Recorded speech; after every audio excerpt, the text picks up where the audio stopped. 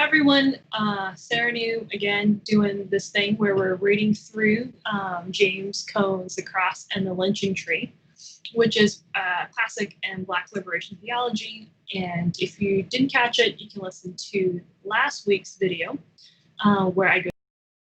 This will be on chapter 2. But the main points, from chapter 1 are basically that it is that probably the closest modern parallel we have to the cross and what the cross meant in the Roman Empire is the lynching tree in America, from an American perspective.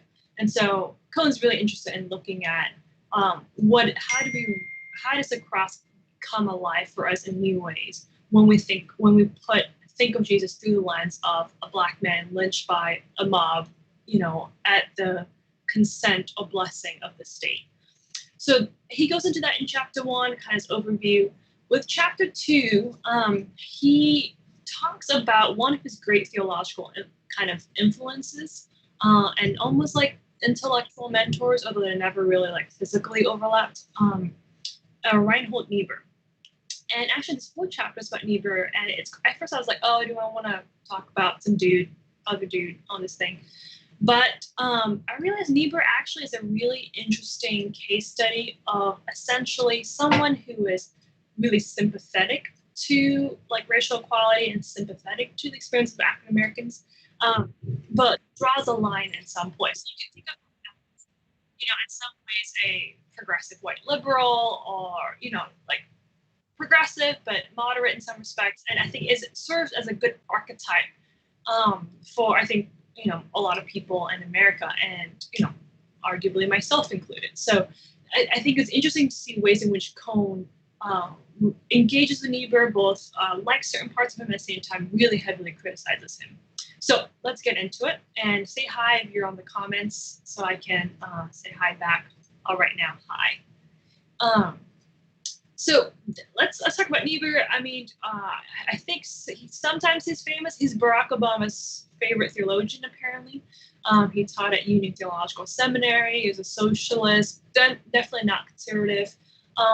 He's seen as kind of America's greatest theologian in the 20th century. Writes a lot on Christian realism, on power and self-interest and justice. And he writes actually a lot on the cross. So here is, just to kind of show Niebuhr's stance on race, he calls racial hatred the most vicious of all human vices, an abyss of evil, a form of original sin, the most persistent of collective evils, the gravest social evil. If the white man were to expiate, I don't want to make up for, I guess, his sins committed against the darker races, few white men would have a right to live.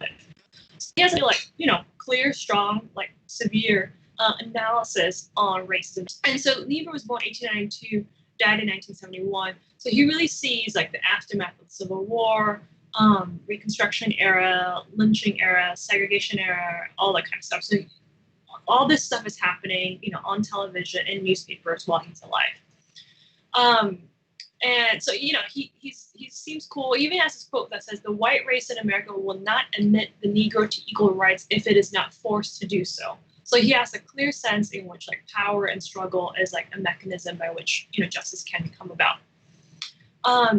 So Cone is really interested in this paradox with the fact that Niebuhr, on one hand, has really, I think, arguably good, in some ways, racial politics, and writes a lot on the cross.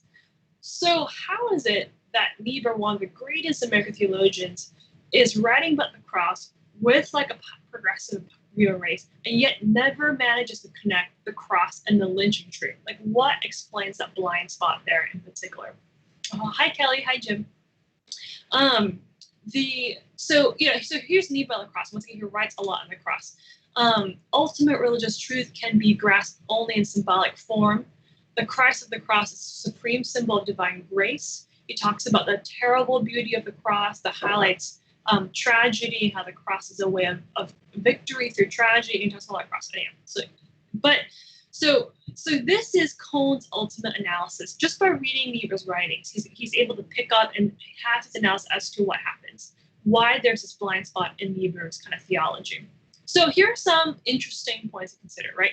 So Niebuhr obviously has a very strong stance against racism, yet also says that slaveholders, the founding fathers who were slaveholders, were virtuous and honorable men who needed to establish national unity based on a common race and a common language.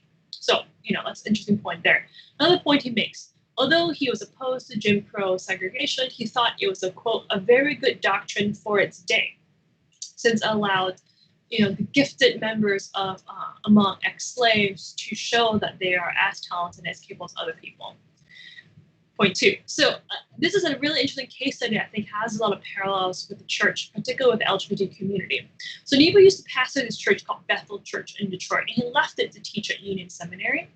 And 2 African Americans wanted to join the congregation. So this is a time of segregation. You're not allowed, black and white churches are segregated. And some people said, no, the church has to integrate, has to be inclusive, because if not, how can we call ourselves a church? Our Christian identity hinges basically on this. And so they called Niebuhr and was like, can you side in on this debate? So he wrote him in a letter. He said, I do not see how a church can be so disloyal to the gospel as to bar a member of another racial group for applying for inclusion and fellowship. So it's clearly for integration. Then he says, or before that he says, but I never envisaged a fully developed interracial church of Bethel. I do not think we are ready for that. So you see, on one hand, he's acknowledging it is unjust to exclude black people into the church. And then he says, but some churches are just not ready for that. And I don't want to deny them the legitimacy of their Christian identity on that basis. So basically, you see this interesting point where on one hand, he is very sympathetic towards the cause of African Americans. But on the hand, he's also very sympathetic to essentially white Southerners or white, frankly, racist people who are slowly trying to readjust to a disruption of their world in which they were used to be on top. So he'll make comments like he'll read a, very well written, play or text on race written by a black radical, let's say, and he'll make comment like, this was really powerful, but I just felt like the speaker was a little bit bitter. And then he says, well, I understand why the speaker might be bitter, the speaker being a black man, when, you've gone through the suffering here. So you can see ways in which, and this is, I think, a common tactic we see a lot, just among even white liberals, where we'll say, or just, non-black liberals in some ways, I agree with the points, but why do you have to use that tone? Or I agree with the points she was saying, but didn't you seem kind of angry? Or didn't you seem a bit emotional? Or couldn't she have delivered that message in a different way? It really it was too divisive, basically. And so Cone is frustrated at this because he's not dealing with someone who is supposed to euphoric. That's sort of a different ballgame. This is someone who's on his side, technically, but has this kind of interesting way of kind of trying to be in both ways. And I can go on and talk a little bit more about some other stuff, but I just want to pause, see if there are any comments and questions in the thingamajig. Seems like no, but feel free to just, add them in. Another quick couple things I'll point out that goes just quite interesting theologically is the role of Simon, who in the Gospel, Simon is a figure who's sort of compelled to carry Jesus' cross. So most people interpret it as he was basically forced to. And what I didn't realize until reading this chapter that many African-American theologians and pastors read Simon as a black figure, not just because he is tagged as Simon of Cyrene, and Cyrene is a province in what is now Libya. I mean, it's unclear if that means he's black because, the Jewish diaspora was also very large, so it could be anything. But that of Cyrene tag, plus the fact that he is compelled, forced to carry a cross, forced into labor, why would the Roman soldiers just single him out? Maybe he was a Jesus fanboy, or maybe he just was a people group that was, generally discriminated against. So there are a lot of songs and sermons talking about the black Simon as a black figure. Black Simon, on one hand, this parallel between Simon, no other figure in the Bible carries the cross other than Simon and Jesus, obviously, and also the idea of forced labor. So Cone points out that how can Niebuhr give a whole sermon on Simon without mentioning this connection to African Americans? So this ultimately Cone thinks that at the heart of Niebuhr's blind spot is the fact that although he is intellectually kind of in agreement with, Martin Luther King Jr. or what have you for the most part, what is missing really is genuine empathy, is like an emotional connection to the issues. And he notes that by looking at who Niebuhr is in dialogue with, what friendships is he cultivating, what relationships is he cultivating, what perspectives is he immersing himself in. So he looks at Niebuhr has a really different way of writing about Jews than about Black Americans. So in Jews, when Niebuhr writes about Jews, Niebuhr has written a lot about Christian and Jewish relationships, where, at one point he urges Christians to stop trying to convert Jews to Christianity, all this stuff. He writes that essay out of a clear history of dialogue with Jews, with other Jewish leaders and rabbinical figures and stuff like that. But when he writes about African Americans, Cone writes that he writes that not out of conversation with Black leaders and spiritual leaders. Even though, Niebuhr's in Union Theological Seminary, which is located in Harlem, which is only a few blocks away from Malcolm X, who was like literally preaching on the streets. And so it wouldn't take too much for him to just walk out of his office and just listen to what's going on. And so in particular, Cone watches this interview between James Baldwin and Niebuhr, and it's just the only, I think, recorded dialogue that Niebuhr has with a Black radical. And he notes that although they do obviously have some points in which they disagree a little bit, and it's mostly around race and class, which I'm happy to get into if people are interested in that. Happens to be one of my pet interests. But what he notes really the main difference between how Baldwin speaks on race and how Niebuhr speaks on race, and this is an event that happened shortly after the 1963 Birmingham bombing of a church in which 14 people were killed, including 4 Black girls. So you probably remember that event. He knows that the main difference is that Baldwin speaks of high passion, high emotionality. I mean, Baldwin really is like seething with rage and emotion, trying to convince his white audience to stop committing violence. Whereas Niebuhr is really calm, really dispassionate, really like even killed and almost intellectual about it. And I think Cone notes that as like different. I mean, you can understand why one would be more emotionally engaged than the other, but he just does it as like that emotional disconnect informs, he believes, Niebuhr's own politics and writing. So I just want to. I think that is. I think a good challenge for a lot of us to be thinking about who identifies progressive, who's like, of course we're opposed to racism, systemic racism, stuff like that. But how much of like are we allowing ourselves to almost like sit with emotions that come up, or are we saying like this is just like another headline, another thing, of course America stuff, something like that. We just kind of went from there. How much are we truly building, I think, empathy and relationships and dialogue with the perspectives of people whom we claim to champion? So I think what it means to be more than just an intellectual ally, but a true ally, I think is one of my takeaways from this, as well as I think it's what I think Cone really disagrees with Niebuhr on is around the theory of change. And Niebuhr is a very slow incrementalist, like take step by step, don't divide anyone. Let's not like upset the white Southerners who feel like, too discombobulated. And I think, Martin Luther King, I think, had a great quote. Let's see if I can find it actually, which Cone quotes says, "It is hardly a moral act to encourage others patiently to accept injustice which he himself does not endure."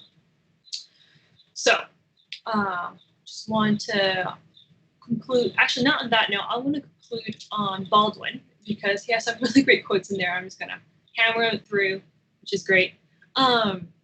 So, and I think we'll kind of wrap up some of the things we're talking about in this Theology Thursday series. So one, Baldwin has this really great point during this conversation around the Birmingham bombing, where Baldwin says, racial prejudice, he acknowledges, is endemic to human life. Everybody hates everybody. It's about power.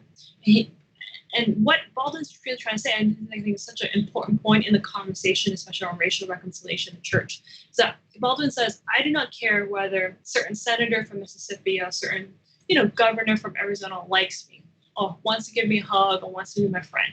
What I do care about is that they have the power to keep me out of a home, out of a job, and to put my child on a needle. I don't care what they think or what they feel. I care about their power. So I think that's just like a very, salient point to be thinking about, because a lot of Christian ethics is about thinking and feeling. When we say love your neighbor, it's often like, how you feel about your neighbor, how you treat your neighbor. And Baldwin's saying, actually, in some ways, I don't really care if you like me or love me. All I care is that you don't have the power to hurt me. And so thinking about what it's like to translate,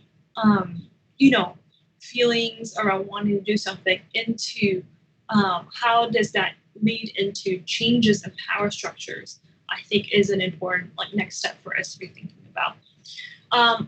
Very last point that Baldwin says here is, which I think is, and Baldwin is a former preacher, so he is very much immersed in the church. So it's the only people in this country at the moment who believe either in Christianity or in the country are the most despised minority in it.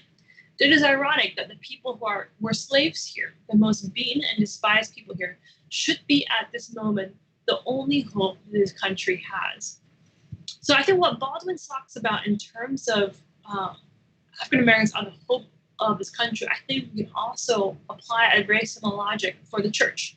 So we think about what would save the soul of the church, particularly America, where it's, kind of corrupt, kind of interwoven with power and white supremacy. Ultimately, what would save the church will be whoever is, quote unquote, in Baldwin's words, the most despised minority in it, whether it's queer folks, Black folks, trans women of color, all that kind of stuff.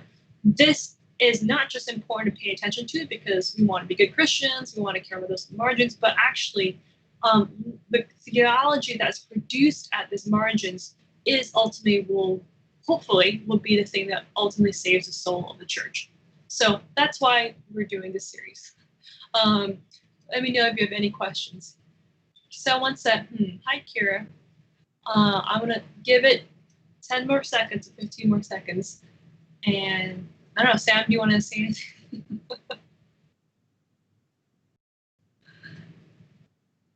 Any questions for anyone? I think you're on mute, Sam. I can't hear you. Nothing? Okay. All right. So chapter 3 in 2 weeks. I have next week off. So nothing will be happening. Luckily, I'll give Sam and Jim a break as well.